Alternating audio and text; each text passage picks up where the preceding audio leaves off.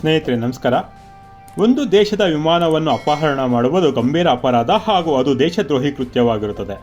ತಮ್ಮ ರಾಜಕೀಯ ಸ್ವಾರ್ಥಗಳಿಗಾಗಿ ಕುಟುಂಬವೊಂದನ್ನು ಮೆಚ್ಚಿಸಲು 4.5 ದಶಕಗಳ ಹಿಂದೆ ಕಾಂಗ್ರೆಸ್ನ ಯುವ ಘಟಕದ ಕಾರ್ಯಕರ್ತರೆನ್ನಿಸಿಕೊಂಡಿದ್ದವರು ಭಾರತದ ವಿಮಾನವನ್ನು ಅಪಹರಿಸಿದರು ಹಾಗೂ ಅದರ ಕುರಿತು ಒಂದಷ್ಟು ವಿಷಯಗಳನ್ನು ತಿಳಿದುಕೊಳ್ಳೋಣ ಬನ್ನಿ.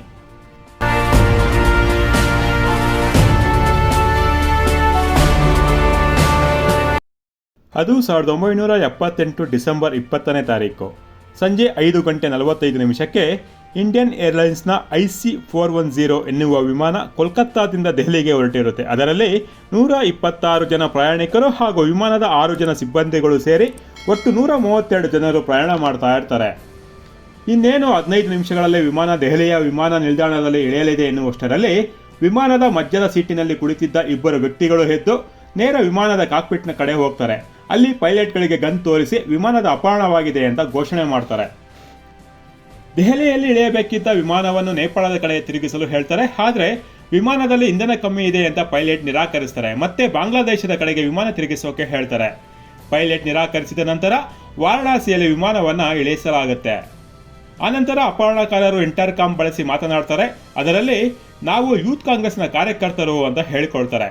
ಒಬ್ಬನ ಹೆಸರು ಭೋಲೆನಾಥ್ ಪಾಂಡೆ ಮತ್ತು ಇನ್ನೊಬ್ಬನ ಹೆಸರು ದೇವೇಂದ್ರ ಪಾಂಡೆ. ಇವರಿಬ್ಬರು ಆತ್ಮೀಯ ಸ್ನೇಹಿತರಾಗಿದ್ದು ಯೂತ್ ಕಾಂಗ್ರೆಸ್ನ ಸದಸ್ಯರಾಗಿರ್ತಾರೆ. ಆ ಬಳಿಕ ಅಪಹರಣಕಾರರು ಮತ್ತು ಅಂದಿನ ಸರ್ಕಾರದ ನಡುವೆ ಮಾತುಕತೆಗಳು ನಡೆಯುತ್ತವೆ ಹಾಗೂ ಅಪಹರಣಕಾರರು ತಮ್ಮ ಬೇಡಿಕೆಯನ್ನು ಸರ್ಕಾರಕ್ಕೆ ಸಲ್ಲಿಸ್ತಾರೆ.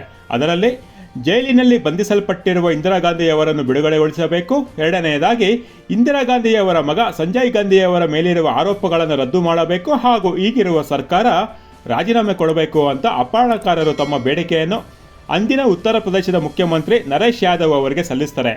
ಸುಮಾರು 5-6 ಗಂಟೆಗಳ ಕಾಲ ಅಪಹರಣಕಾರರು ಮತ್ತು ಸರ್ಕಾರದ ನಡುವೆ ನೆಗೋಷಿಯೇಷನ್ಗಳು ನಡೆಯುತ್ತವೆ. ಇದರ ಮಧ್ಯೆ ವಿಮಾನದಲ್ಲಿ ಉಸಿರುಗಟ್ಟುವ ವಾತಾವರಣ ಉಂಟಾಗಿ ಪ್ರಯಾಣಿಕರಿಗೆ ಉಸಿರಾಡಲು ಅನುಕೂಲಕರವಾಗುವಂತೆ ವಿಮಾನದ ಇಂಜಿನ ಬಾಗಿಲನ್ನು ತೆರೆಯಲಾಗುತ್ತದೆ. ಆ ಸಮಯದಲ್ಲಿ 60 ಜನ ಪ್ರಯಾಣಿಕರು ತೆರೆದಿದ್ದ ವಿಮಾನದ ಹಿಂಬಾಗಿಲಿನಿಂದ ತಪ್ಪಿಸಿಕೊಳ್ತಾರೆ. ಕೆಲ ಸಮಯಗಳ ಬಳಿಕ ಅಪಹರಣಕಾರರ ಬಂಧನವಾಗುತ್ತದೆ. ತನಿಖೆಯ ಸಂದರ್ಭದಲ್ಲಿ ಅವರ ಬಳಿ ಇದ್ದದ್ದು ಮಕ್ಕಳು ಆಟವಾಡುವ ಪ್ಲಾಸ್ಟಿಕ್ಕಿನ ಪಿಸ್ತೂಲು ಅಂತ ಗೊತ್ತಾಗುತ್ತದೆ. ನಕಲಿ ಪಿಸ್ತೂಲು ಜೊತೆಗೆ ಒಂದು ರಬ್ಬರ್ ಬಾಲನ್ನು ಅವರಿಂದ ವಶಪಡಿಸಿಕೊಂಡು ಆನಂತರ ಅವರನ್ನು ಬಂಧನಕ್ಕೆ ಒಳಪಡಿಸಲಾಗುತ್ತದೆ. 1980ರಲ್ಲಿ ಇಂದಿರಾ ಗಾಂಧಿಯವರು ಮತ್ತೆ ದೇಶದ ಪ್ರಧಾನಿಯಾಗ್ತಾರೆ. ಪ್ರಧಾನಿಯಾದ ಬಳಿಕ ಭೋಲೆನಾಥ್ ಪಾಂಡೆ ಮತ್ತು ದೇವೇಂದ್ರ ಪಾಂಡೆಯವರ ಮೇಲಿದ್ದ ಎಲ್ಲ ಮೊಕದ್ದಮೆಗಳನ್ನು ಹಿಂತೆಗೆದುಕೊಳ್ತಾರೆ. ಸುಮಾರು 10 ತಿಂಗಳು ಜೈಲಿನಲ್ಲಿದ್ದ ಅವರ ಬಿಡುಗಡೆಯಾಗುತ್ತದೆ. ಅದಾದ ಬಳಿಕ ಅವರು ಇಂದಿರಾ ಗಾಂಧಿಯವರಿಗೋಸ್ಕರ ಮಾಡಿದ ಮಹಾನ್ ಕಾರ್ಯಕ್ಕಾಗಿ 1980ರಲ್ಲಿ ಕಾಂಗ್ರೆಸ್ ಪಕ್ಷದಿಂದ ಚುನಾವಣೆಗೆ ಸ್ಪರ್ಧಿಸಲು ಅವರಿಗೆ ಟಿಕೆಟ್ ನೀಡಲಾಗುತ್ತದೆ.